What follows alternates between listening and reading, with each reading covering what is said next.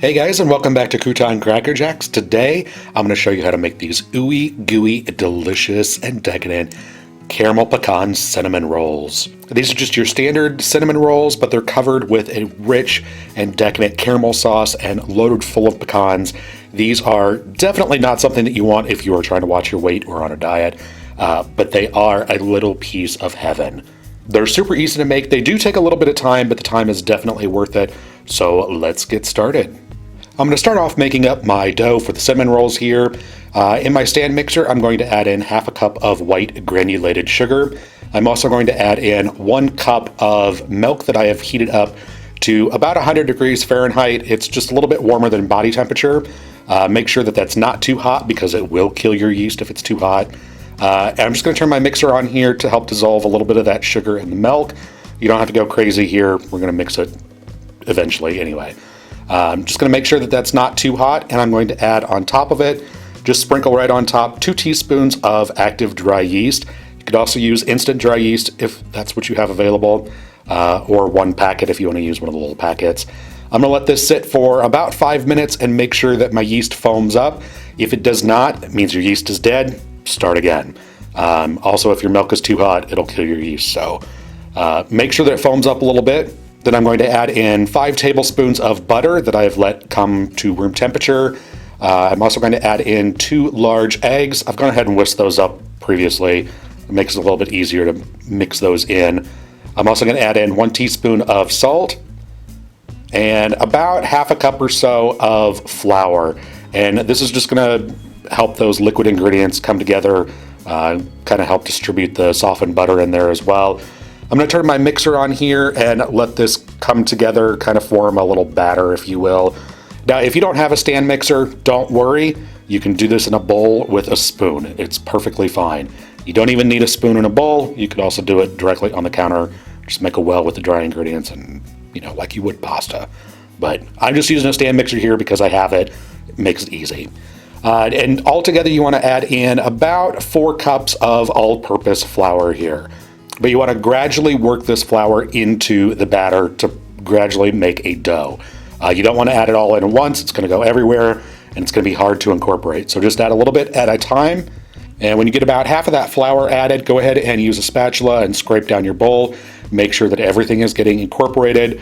You don't want any pieces stuck to the side of your bowl. Make sure that everything gets mixed in there. And then go ahead and continue adding the rest of your flour. And once you get all 4 cups in there, you're going to have a loose dough. Now, if you want to use your KitchenAid to knead the dough, by all means, go ahead and do it. On my machine anyway, it takes a lot out of it, so I'm going to knead this by hand. So I'm going to scrape off my dough hook here, and again, scrape down the sides of the bowl. And you can see here just how soft of a dough this is. It hasn't been kneaded yet, so it needs some work, but you want a soft dough here for your cinnamon rolls. You don't want to add too much flour here because then you'll end up with dense cinnamon rolls. But I'm going to take a little bit more flour and put that onto my countertop here, and I'm going to turn my dough out onto that. And be sure and get all the dough out of your bowl. You don't want to leave any goodness behind. Then I'm going to sprinkle some more flour right on top, and I'm going to gently knead this for just a couple of minutes. Now, you don't have to go overboard and knead this, uber long. You're not making a competition French loaf here. Like I said, you want this to be a soft dough. So just knead it until everything comes together. Again, don't add too much flour here. You want it to be soft because those equate to a soft cinnamon roll.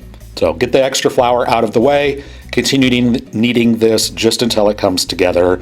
It doesn't even have to be smooth and elastic. Just make it come together. Then you want to form this into a loose ball. I'm going to take a bowl, large bowl here, and I'm going to put in about 1 to 2 tablespoons or so of a clear vegetable oil, unflavored. Don't use olive oil here because you don't want your cinnamon rolls tasting like olive oil. Use an unflavored oil. Put your dough in there, spin it around. Be sure and get all the sides covered with the oil. That will allow your dough to rise. It'll prevent a crust from forming on it. Cover it with a towel, put it into a warm spot to let it rise until it is doubled in size. I like to use my oven with the light turned on, and it should only take about an hour and a half or so to double in size. While my dough is rising, I've got 6 tablespoons of butter here in a small saucepan, and I'm going to add in 1 1/4 cups of packed brown sugar to that. And I'm also going to add in 3 tablespoons of heavy cream. You could also use half and half or even just regular milk, and 1 teaspoon of vanilla extract. And I'm going to turn my heat on to medium, and I'm going to bring this just up to a bubble. Stirring constantly because you don't want that sugar to scorch on the bottom of your pan. Now, as soon as this comes up to a bubble, you want to turn the heat off and stir this well to kind of cool it down. You don't want to cook your caramel here. You just want to get it hot enough so it dissolves the sugar. If you cook this for any length of time, you're going to end up with a hard caramel, and it's going to ruin your cinnamon rolls. It's going to stick to the pan, and it's not going to be a sauce. You want it soft. So don't cook it at all. Just get it hot enough to melt that sugar. And then go ahead and set this off to the side. Let it cool down for about 10 minutes or so. And then go ahead and pour that into a 9-inch by 13-inch glass baking dish. You could also use metal if that's what you have. I just like using glass. But let this sauce cool down before you add it in because you don't want to shatter your pan. But go ahead and use a spatula and get all that delicious caramel sauce out of your pan and into your baking dish. And I'm just going to twirl my pan around, do a little topsy-turvy thing with it, make sure that that sauce gets into all the corners. And then I'm going to take a half a cup of pecan halves and sprinkle that right on top of the caramel sauce. Be sure to do an even layer here. You want to make sure that each one of your sticky buns gets its fair share of pecan halves. And then I'm going to take half a cup of chopped pecans and sprinkle that on top. Now you can use all pecan halves, all chopped pecans, it doesn't matter. I'm using a mixture of both because I like the look of the pecan halves, but I like the price of the chopped pecans. So, but you want to use a total of 1 cup of nuts for this. And then you can go ahead and set that off to the side. We won't need that for a few minutes. Now, after your dough has risen for about an hour and a half, this is what it should look like. Again, double in size. You want to carefully remove this from your bowl. You don't want to deflate your dough too much. You also don't want to knead this dough by any means, because then it's just going to be a nightmare to roll out and work with. So be gentle with the dough, and I'm going to pat this out into a square-ish shape because I'm ultimately going to need a rectangle of dough. And it's easier to roll out a rectangle starting from a square than it is starting from a circle. So just kind of get a square-ish shape, and then I'm going to use a rolling pin here and start rolling this out. You want to ultimately have a rectangle that's about 16 inches by 21 inches or so. Again, make sure that you have nice points on here. That way you will have nice, even cinnamon rolls the entire length of your dough. So just keep rolling this out until it is roughly 16 by 21 or so. It doesn't have to be exact, but close enough is good enough here. Then I'm going to take 6 tablespoons of butter that is softened and room temperature, and I'm going to spread this out over the top of my dough. I'm just using my fingers here because I like playing with my food, and it's one less spatula that I have to wash at the end of the day. But all I'm going to do is spread this butter out to the edges of the dough. You want to go all the way to the edge. You don't want to leave any spot not covered in butter, except for about an inch wide strip all along the bottom. That is where we're going to seal up our dough after we roll it, and dough will not stick if it's coated in butter. So leave that bottom inch strip uncovered. And then for my filling, I've got another 1 cup of packed light brown sugar. I'm going to add in 2 tablespoons of a good quality cinnamon here. Spend a little bit extra for some good quality cinnamon because it really does make a difference. The best cinnamon, if you can find it, is Saigon cinnamon. It's not widely available, but if you can find it, get it. It makes the best cinnamon rolls. Anyway, I'm just going to mix this mixture up with a spoon, trying to get as many of those brown sugar clumps broken up as I can. And again, I'm just going to spread this out over my dough, making sure that I get all the way to the edges, except for that 1 inch strip at the bottom. Again, you don't want anything on that. So go ahead and sprinkle this evenly over the top. And then I'm just going to kind of even this out a little bit, make sure that there's no large clumps of brown sugar. And then I'm going to gently pat this down into the butter and dough. Just makes it a little bit easier when we go to roll this up. And now we are at the most difficult part of making cinnamon rolls, and that is rolling up the dough. You want to start at the very top and gently just kind of fold the very top over.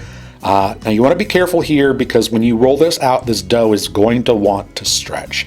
Try and prevent it from stretching as much as you can, because then you're going to get really thin dough, and it's just, you want an even, consistent thickness of dough in all of your spiral. But you want to roll this up as tight as you can get it.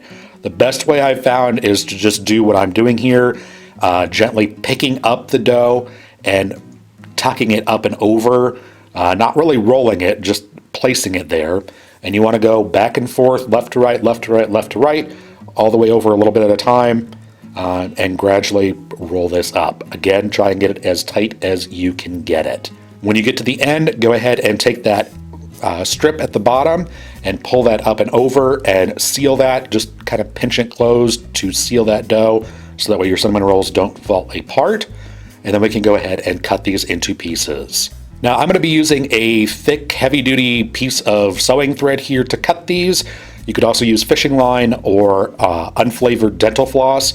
Whatever you do, don't use a knife.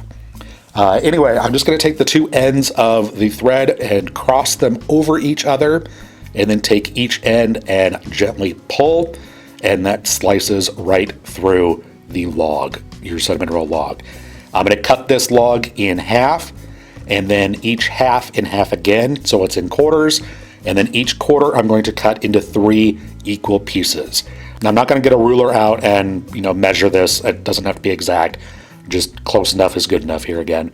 But the reason I don't use a knife is when you use a knife to cut this, because this dough is so soft, you're going to end up sealing and pinching closed that dough, that spiral, and you're not going to have nice round cinnamon rolls.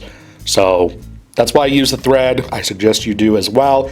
Anyway, once you get your cinnamon rolls cut, go ahead and place them into your pan on top of the pecan and caramel mixture. It's not really a mixture, but go ahead and place those in there. You want ultimately 12 cinnamon rolls in your pan, 3 across, 4 wide, or 3 wide, 4, whatever. 3 by 4, so you get 12 cinnamon rolls.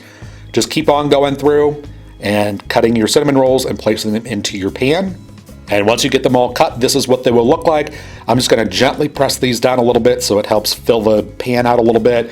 And then I'm going to preheat my oven to 375 degrees Fahrenheit. And I'm going to let the oven preheat for a good 10-15 minutes. And that's enough for a second rise for these cinnamon rolls. Go ahead and bake them for 18 to 22 minutes or until they are golden brown. I like to go a little bit on the darker side of golden brown for these, just to make sure that the dough on the inside is cooked all the way through. When they are done, you will have nice, delicious cinnamon rolls just like this. Then I'm going to take some butter and spread that over the top. Just let it kind of melt in there. That will ensure that we have nice, soft cinnamon rolls. And then you want to let these sit and rest for about 10 minutes before you turn them out. To turn them out, I'm just going to take a cookie sheet and place that on top of my pan of pecan rolls. And using pot holders, be very careful because this is a heavy pan and you still have molten candy in there. Go ahead and quickly turn it over, and then you can go ahead and lift your pan up. Again, very careful here. You can see I was not as careful as I should have been, and I dropped the pan back on the cinnamon rolls because I did burn myself there. Anyway, go ahead and gently remove the pan. Get all that delicious caramel sauce out of the pan and put it on any of those cinnamon rolls that were kind of left out in the caramel sauce party, if you will. And then you can go ahead and serve these up. If you don't want to serve all of them right away, go ahead and store them in an airtight container. And then when you want one, nuke it for 15 to 20 seconds just to warm up that caramel sauce a little bit. And there you go. That is how you make these ooey, gooey, and delicious caramel pecan sticky rolls. Or are they sticky buns? Whatever you call them, definitely give this recipe a try. Like I said, they're not hard to make at all. They do take a little bit of time, but they are definitely worth it. But there you go. I hope you guys enjoy. If you like this video, be sure to give it a thumbs up. I would greatly appreciate it. Subscribe for more deliciousness and to keep up to date on all my latest videos. Thanks so much for watching, and we will see you next time.